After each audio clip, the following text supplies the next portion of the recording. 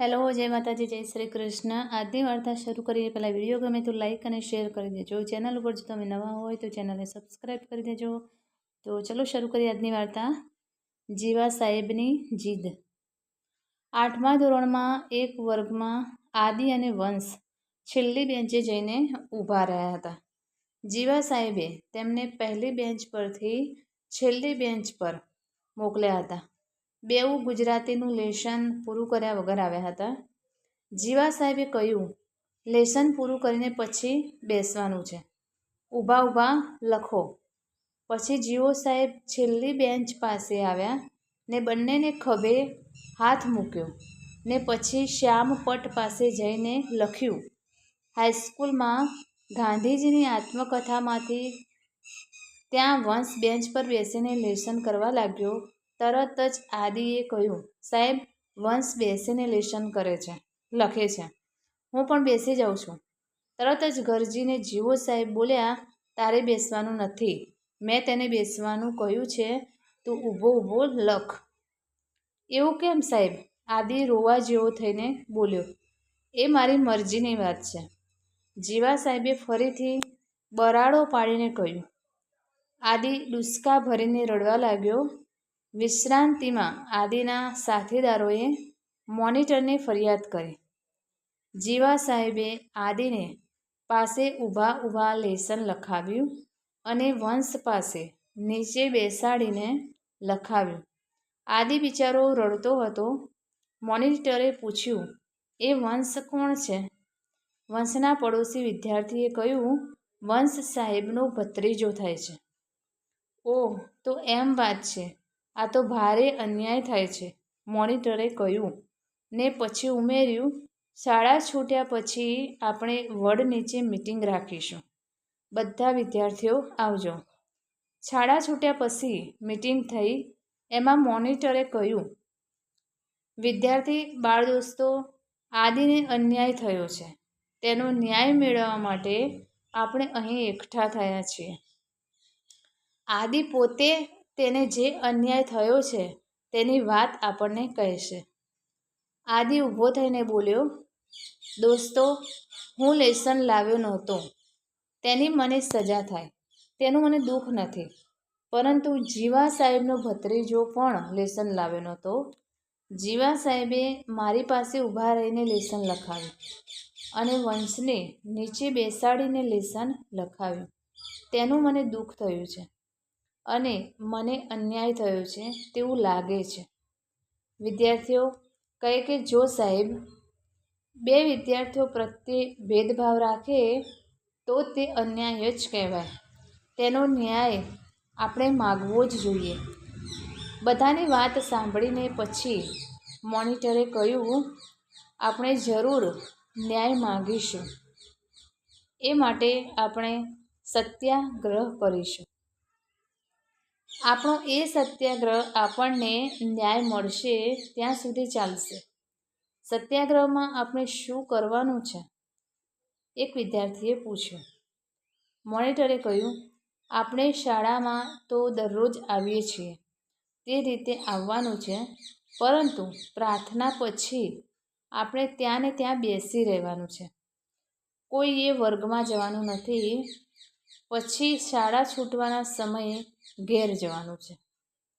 આપણને ન્યાય મળે ત્યાં સુધી આપણો આ સત્યાગ્રહ ચાલશે।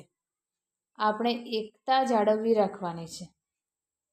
બીજા વિદ્યાર્થીએ પૂછ્યું, આપણને ન્યાય મળી ગયો છે તેની આપણને ખાતરી કેવી રીતે થશે? મોનિટરે કહ્યું, જીવા સાહેબે આદિ સાથે જે ભેદભાવ વર્તન કર્યું છે તેવું વર્તન હવે પછી તેઓ કોઈ પણ વિદ્યાર્થી સાથે નહીં કરે તેવી ખાતરી આપે અને આચાર્ય સાહેબ તેની બાહેધરી લે। બસ આટલું થાય તો ન્યાય મળ્યો છે તેવું આપણે સ્વીકારી લઈશું। બોલો, આમાં કોઈએ કાંઈ કહેવું છે? બસ આટલું ઘણું છે। બધા વિદ્યાર્થીઓએ એકી સ્વરે આ શરત માન્ય રાખી। પછી બધા છૂટા પડ્યા। બીજે દિવસે શાળામાં રાબેતા મુજબ પ્રાર્થના થઈ. તે પછી વર્ગમાં જવાનું હતું, પરંતુ બધા વિદ્યાર્થીઓ ત્યાંને ત્યાં બેસી રહ્યા હતા. શિક્ષકોએ કહ્યું, પ્રાર્થના પૂરી થઈ ગઈ છે, હવે વર્ગમાં જાઓ. શું તમારે કંઈ કહેવાનું છે? પરંતુ વિદ્યાર્થીઓ તો ચૂપચાપ નીચી મુંડી કરીને મૌન બેસી રહ્યા હતા. પછી આચાર્ય સાહેબે આવીને પૂછ્યું, વાલા વિદ્યાર્થી દોસ્તો, તમારે કોઈ તકલીફ છે? તમારે કોઈ પ્રશ્ન પૂછવો છે? જે હોય તે કહો, આપણે તેનો નિવેડો લાવીશું. બાળકો, તમારી ખુશીમાં જ અમારી ખુશી રહેલી છે. બોલો, હું તમારી બધી વાત શાંતિથી સાંભળીશ. હું તમને બધાને ચાહું છું. તમારું દુઃખ એ મારું દુઃખ છે. હવે કહો. બધા વિદ્યાર્થીઓએ મોનિટર તરફ જોયું. પછી મોનિટરે ઊભા થઈને ધીરેથી કહ્યું, સર, અમને અન્યાય થયો છે. અમને ન્યાય જોઈએ છે. તમને શું અન્યાય થયો છે? આચાર્ય સાહેબે પૂછ્યું. આદિ તરફ જોઈને મોનિટરે કહ્યું, સર, આદિ લેસન લાવ્યો નહોતો, તેથી જીવા સાહેબે તેને ઊભા લેસન લખવાની સજા કરી હતી. આદિને તેનો તો વાંધો નહોતો, પરંતુ સાહેબનો ભત્રીજો વંશ પણ લેસન લાવ્યો નહોતો. તેને સાહેબે બેસીને લેસન લખવાની છૂટ આપી હતી. સાહેબે બે વિદ્યાર્થીઓ વચ્ચે ભેદભાવ રાખ્યો હતો. તેનો આદિને વિરોધ હતો. આ વાતનો તેને અન્યાય થયો હતો, તેથી ગઈકાલનું તે રડ્યા જ કરે છે. અમારે આનો ન્યાય જોઈએ છે. ન્યાય નહીં મળે ત્યાં સુધી અમારો આ સત્યાગ્રહ ચાલુ રહેશે. આચાર્ય સાહેબે વિદ્યાર્થીઓ તરફ અને પોતાના સ્ટાફ ઉપર એક અછડતી નજર રાખી લીધી. પછી પૂછ્યું, તમારે કેવો ન્યાય જોઈએ છે?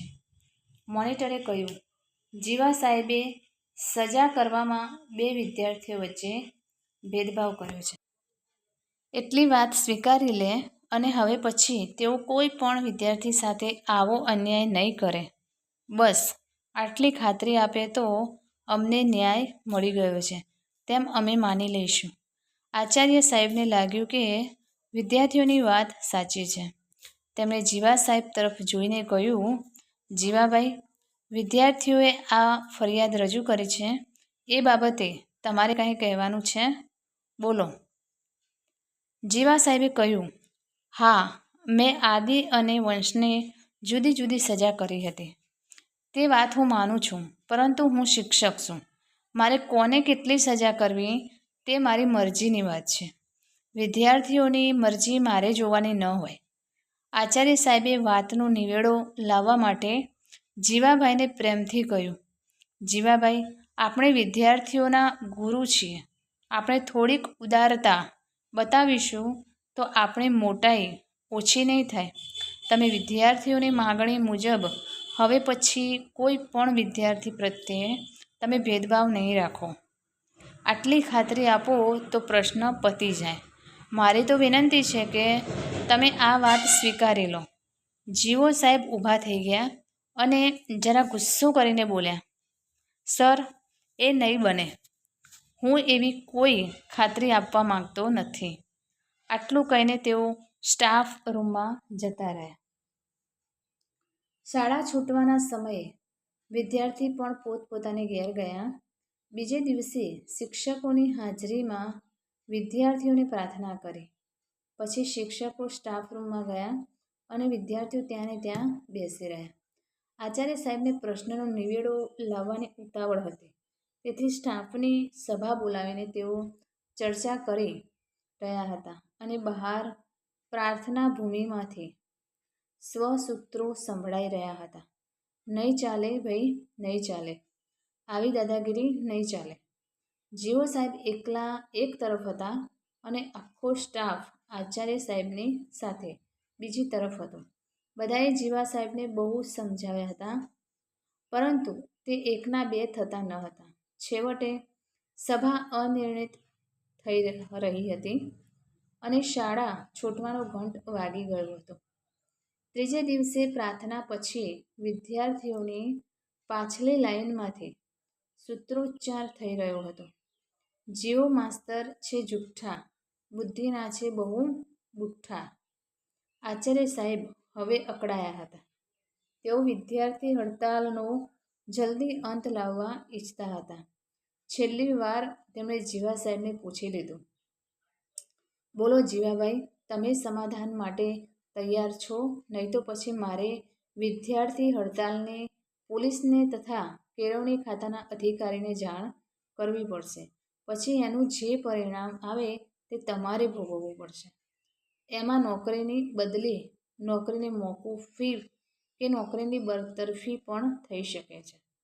વિચાર કરીને મને 1 કલાકમાં જવાબ આપો. તમે પોઝિટિવ વિચારશો એવી હું આશા રાખું છું. કલાક પછી આખો સ્ટાફ વિદ્યાર્થીઓની સામે પ્રાર્થના ભૂમિમાં બેઠો હતો અને જીવો સાહેબ બોલી રહ્યા હતા, વિદ્યાર્થી મિત્રો, સૌથી પહેલાં હું તમારી માફી માગી લઉં છું. સરકારી નોકરીના અભિમાનમાં હું મારો શિક્ષક ધર્મ ભૂલી ગયો હતો. મારે તો વિદ્યાર્થીઓને સત્યના અન્યાયનો સામનો કરવાના, સમાનતાના, સમભાવના પાઠો ભણાવવાના હતા. તેના બદલે હું જ અન્યાયનો પાઠ ભણાવી રહ્યો હતો. તે મારી ભૂલ હતી. હવે તેવી ભૂલ ફરીથી નહીં થાય તેની હું ખાતરી આપું છું અને મારો દરેક વિદ્યાર્થી જીવનભર સત્યનો આગ્રહી રહેશે તેવી ઉમ્મીદ કરું છું. બાલ દોસ્તો, તમે મારી આંખો ઉઘાડી તે માટે હું તમારો આભાર માનું છું. બાલ દેવો ભવ. જીવા સાહેબનો જય પ્રાર્થના ભૂમિ ગાજી ઉઠી હતી અને આચાર્ય સાહેબ જીવા સાહેબને ભેટી રહ્યા હતા. તો મિત્રો, આ કહાની તમને કેવી લાગી તે કોમેન્ટ કરીને જરૂર જણાવશો અને વિડીયો પસંદ આવ્યો હોય તો લાઈક અને શેર કરજો તથા ચેનલ પર નવા હોય તો ચેનલને સબસ્ક્રાઈબ કરી દેજો. ફરીથી મળીશું આવા જ એક નવા વિડીયો સાથે. ત્યાં સુધી જય માતાજી, જય શ્રી કૃષ્ણ, હર હર મહાદેવ. Thanks for watching.